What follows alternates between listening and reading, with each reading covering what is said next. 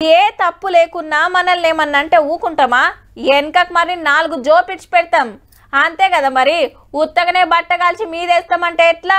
నలుగుట్ల నాదాన్ చేయబోతే ఆ మాత్రం మర్చుకోకుంటే ఎట్లా? రాజకీయంలో సుతా గంతే. ఉన్నే లేని ఎచ్చి పచ్చి మీదేయబోతే ఇలేకర్ల మీటింగ్ పెట్టి ఆర్పారేసుకుంటారు. లేకుంటే అదే నిజమని నమ్మే డేంజర్ ఉంటుంది కదా. మరి గీసారేంది అంటే చర్చలకు సవాల్ చేసే రామన్న రమేష్ అన్న సవాల్ మీద సైలెంట్ అయ్యండు. పోనీ అన్నదేమన్నా చిన్న ముచ్చట్నా అంటే బీజేపీలో బీఆర్ఎస్ ను కలిపేసే కార్యము.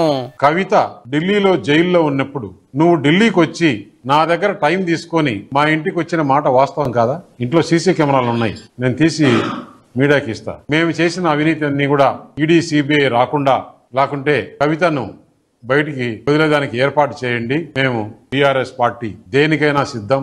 మేము బీజేపీలో మెర్జ్ చేయాలన్నా కానీ బీజేపీతో అలయన్స్ పెట్టుకోవాలన్నా కానీ మా చెల్లెని జైల్లోకే లిడిపిస్తే మా మీద కేసులు మాఫీ చేస్తే బీజేపీ పార్టీలో విలీనం చేస్తానికి రెడీ అని రమేష్ అన్న ఇంటికి పోయిండట రామన్న.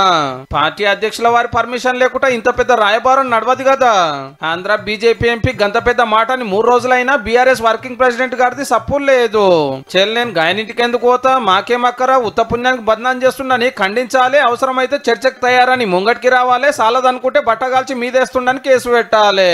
మరి ఎందుకో ఏమో గప్చుప్ అయ్యండు.